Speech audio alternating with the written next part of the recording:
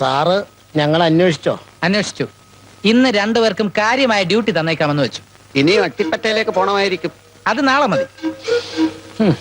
ഇന്നതല്ല, women's കോളേജിന്റെ മുമ്പിൽ ഭയങ്കര പൂവാല ശല്യം. കളക്ടർ വിളിച്ചു പറഞ്ഞു മിടുക്കന്മാരായ 2 പോലീസുകാരെ അവിടെ നിർത്തണമെന്ന്. ഇവിടെ ഇപ്പൊ മിടുക്കന്മാരായ നിങ്ങൾ രണ്ടുപേരല്ലേ ഉള്ളൂ. ഞങ്ങൾ അങ്ങനെ മിടുക്കന്മാരല്ല. ആണ്. അല്ല. ആണ്. എങ്കിൽ ഇതുപോലുള്ള തുക്കട ഡ്യൂട്ടി ഞങ്ങൾക്ക് വേണ്ട. അത് തീരുമാനിക്കാനുള്ള അവകാശം തനിക്കല്ല. അങ്ങനെ ഒരു പൂവാല ശല്യം വിമൻസ് കോളേജിന് മുമ്പിൽ ഇല്ലല്ലോ സാർ. ഉണ്ടല്ലോ സാർ. തിങ്കളാഴ്ച 7 പൂവാലന്മാർ അവിടെ ശല്യം ചെയ്തു. ചൊവ്വാഴ്ച 9 പൂവാലന്മാർ, ബുധനാഴ്ച 13, വ്യാഴാഴ്ച 17. ഇങ്ങനെ പോയാൽ 1 മാസത്തിനകം അവിടെ ഒരു പൂവാല സമ്മേളനം തന്നെ നടക്കുന്ന മട്ടുണ്ട്. ഈ പൂവാലന്മാരെ കണ്ടാൽ എങ്ങനെ തിരിച്ചറിയാം സാർ? അവർക്കെല്ലാം തന്റെ മുഖച്ഛായ ആയിരിക്കും. ഇഡിയറ്റ്. പൂവാലന്മാരെ കണ്ടാൽ തിരിച്ചറിഞ്ഞൂടാത്ത താനൊക്കെ എവിടത്തെ പോലീസാണോ? എടോ, പെമ്പിള്ളേരെ ശല്യം ചെയ്യുന്നവരാരോ അവരാണ് പൂവാലന്മാര്. അവരെ പിടിച്ചോണ്ട് ഇങ്ങോട്ട് പോരെ. പെമ്പിള്ളേരെ ശല്യം ചെയ്ത് കഴിഞ്ഞതിന് ശേഷം അവന്മാരെ പിടിച്ചാ മതിയല്ലോ. വേണ്ട, അവർക്ക് ഓരോ ചായയും പഴംപൊരിയും കൂടെ വാങ്ങിച്ചു കൊടുത്ത ശേഷം പിടിച്ചോണ്ട് വന്നാ മതി. തന്റെ തമാശയൊക്കെ സ്റ്റേഷന് വെളി വെച്ച് മതി. പൊക്കോ. പൂവാലന്മാരെ പിടിക്കാൻ പോകുന്നവര് തന്നെ പൂവാലന്മാരായി മാറരുത്.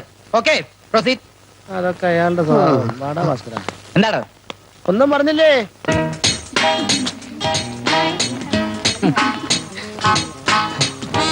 ഇവിടെ ഒരു പൂവാലിനെയും കാണുന്നില്ലല്ലോ ചായ. അവരോട് പോയി തൂങ്ങിച്ചാവാൻ പറ. ഇത്രയും ചന്തമുള്ള പെമ്പിള്ളേർ ഇങ്ങനെ ഒഴുകിക്കൊണ്ടിരിക്കുമ്പോ നമ്മുടെ ശ്രദ്ധ ഇവിടെ മാത്രം മതി. പോലീസ് സ്റ്റേഷൻ എന്ന മരുഭൂമിയിൽ നിന്നും ഈ മരുപ്പച്ചയിൽ വന്ന് നിൽക്കുമ്പോ ഒരു കുളിര് തന്നെയാണ് ഭാസ്കര. ഊട്ടി പോലെ. ഇത് ആസ്വദിക്കാനുള്ള ഭാഗ്യം ആ ഭാഗ്യനാഥനില്ലാതെ പോയല്ലോ. ഇനി ഈ ഡ്യൂട്ടിക്ക് നമുക്ക് തന്നെ വരാം, അല്ല അച്ചായ?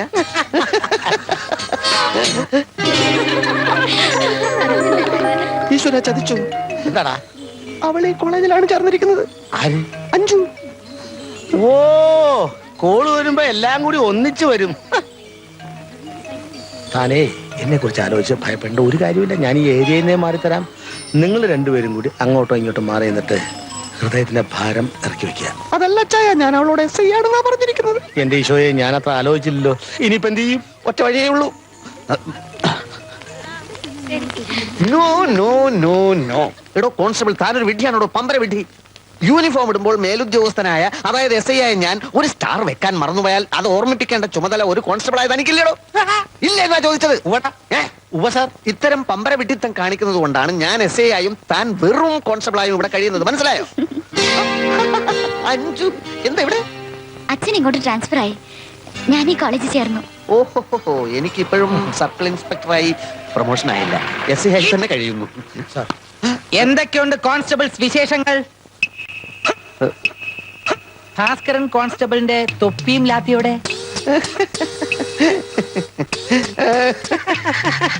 ചക്കര ചിരിയൊന്നും വേണ്ട. സുപ്പീരിയർ ഓഫീസറെ കാണുമ്പോ തൊപ്പി വെച്ച് സല്യൂട്ട് ചെയ്യണമെന്ന് അറിയില്ലേ?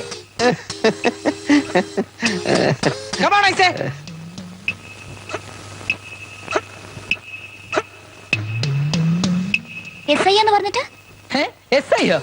എവനോ? ഈ ഒരൊറ്റ കുഴപ്പം മാത്രമേ ഇവനുള്ളൂ. കഴിഞ്ഞ ആഴ്ച സെന്റ് തെരേസാസിലെ അനുമോൾ വർഗീസിനോട് ഇവൻ പറഞ്ഞത് IG ആണെന്നാണ്. ഡ്യൂട്ടിയിലൊക്കെ മിടുക്കനാണ്. ഞങ്ങൾ പോലീസ് ഓഫീസേഴ്സ് ഇവന്റെ അസുഖത്തിന് പേരിട്ടിരിക്കുന്നത് പഞ്ചാര ബെടായി എന്നാണ്.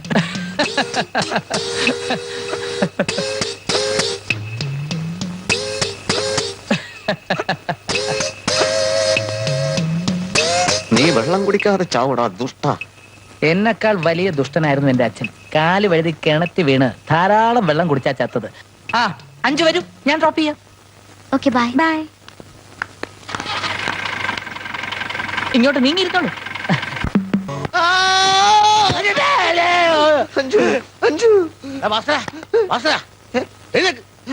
എന്താ അഞ്ജു? അഞ്ജു, ആഹാ, സ്നേഹിക്കുന്ന പെണ്ണിനെ സ്വപ്നം കണ്ട് പേടിക്കുന്നവനെ ഞാനിത് ആദ്യമായിട്ട് കാണുക. അഞ്ജു നിന്നെ സ്വപ്നം കണ്ട് പേടിക്കുകയാണെങ്കിൽ അതെനിക്ക് മനസ്സിലാക്കാൻ പറ്റും. വിധിയെയാണ് അച്ചായ ഞാൻ പേടിക്കുന്നത്. അതാരാ? SI പോസ്റ്റിന് അർഹതയുണ്ടായിട്ടും തലനാരിയുടെ വ്യത്യാസത്തിന് എനിക്ക് ആ പോസ്റ്റ് നഷ്ടപ്പെട്ടു. ഇനി അഞ്ജുവിനെ കൂടി അവൻ സ്വന്തമാക്കിയ പിന്നെ ഞാൻ ജീവിച്ചിരിക്കില്ല. മരിക്കുന്ന കാര്യത്തെ പറ്റിയൊക്കെ നാളെ നേരം വെളുത്തതിന് ശേഷം നമുക്ക് സംസാരിക്കാം. ഇപ്പൊ നീ കിടന്നുറങ്ങി ചെല്ല്. കിടന്നുറങ്ങണ മോനെ. എന്റെ കർത്താവേ, മനുഷ്യൻ. അച്ചായ, പെണ്ണിന്റെ മനസ്സ് പെട്ടെന്ന് കീഴടക്കാനുള്ള കുറുക്കു വഴിയല്ലോ അച്ചായനറിയോ? ദിവസവും ഓരോ ആനമുട്ട പുഴുങ്ങി തിന്നാ മതി. മതിയാ? നീ കിടന്നുറങ്ങ മോനെ. ആവശ്യമില്ലാണ്ട് മനുഷ്യൻ. എന്തത്?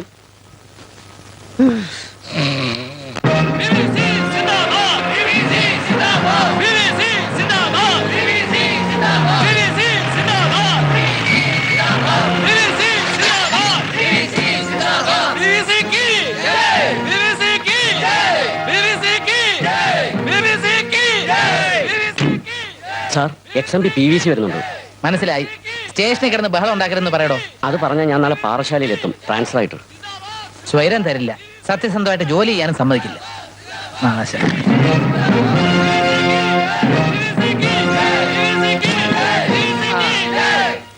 സാറെന്താ ഇങ്ങോട്ട്?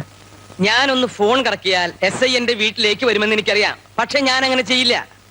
ജനാധിപത്യം എന്ന് പറഞ്ഞാൽ തന്നെ തുല്യമായ പരസ്പര ബഹുമാനം കൊടുക്കലാണല്ലോ. ബഹുമാനം കൊടുക്കുക, വാങ്ങ, കൊടുക്കുക, വാങ്ങ, അതൊക്കെ പോട്ടെ. എനിക്ക് രഹസ്യമായിട്ട് ഒരു കാര്യം SI ആയിട്ട് ചർച്ച ചെയ്യാനുണ്ട്. തിരക്കിലാണോ? അല്ല, തിരക്കിലാണെങ്കിൽ വേണ്ട, ഞാൻ പോയിട്ട് വന്നോളാം. ഇപ്പൊ തിരക്കിലാണോ? അല്ല, തിരക്കിലല്ല. ഞാൻ പറഞ്ഞിട്ടില്ലേ SI മഹാമനസ്കനാണെന്ന്? അദ്ദേഹം അദ്ദേഹത്തിന്റെ എല്ലാ തിരക്കുകളും മാറ്റിവെച്ച് എന്നെ സ്വീകരിച്ചു. നിങ്ങൾ കണ്ടില്ലേ? നിർത്ത്. ഇത് പോലീസ് സ്റ്റേഷനാണെന്ന് നിങ്ങൾക്ക് അറിഞ്ഞൂടെ? ഒച്ചയും ബഹളം ഇവിടെ പാടില്ല. എല്ലാവരും ഇവിടെ നിന്നാ മതി. പുറത്ത് വെയിറ്റ് ചെയ്താൽ മതി. SI അകത്തേക്ക് വരുന്നില്ലേ? വരാം സാർ.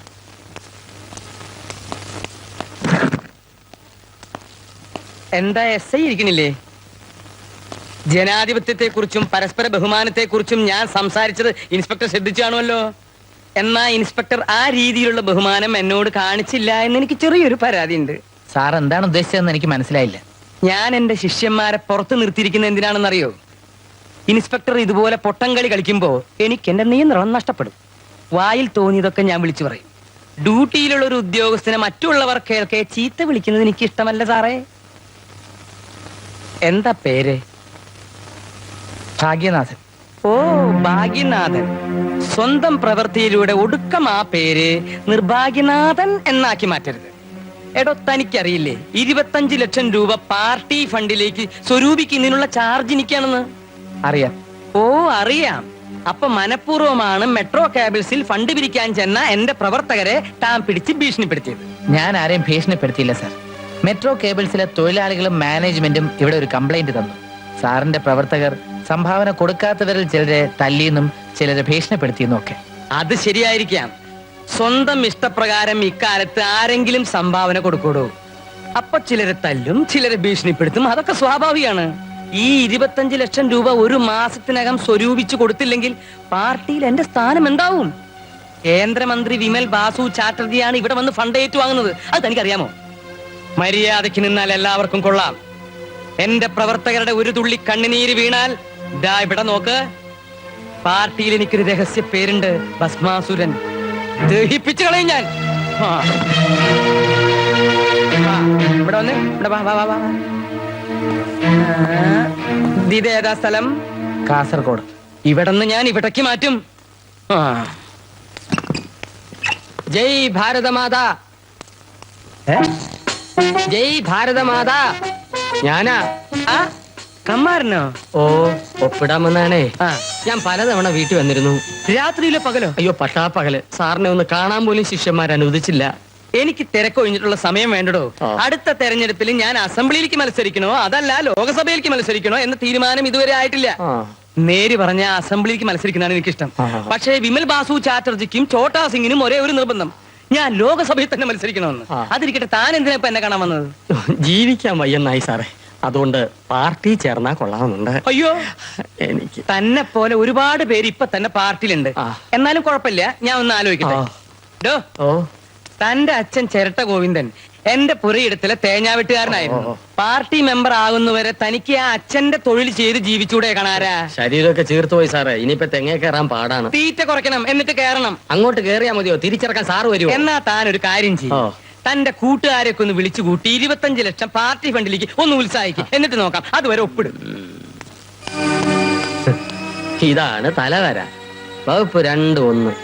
എനിക്ക് ലോക്കപ്പും ഇയാൾക്ക് ലോകസഭയും. അയ്യോ.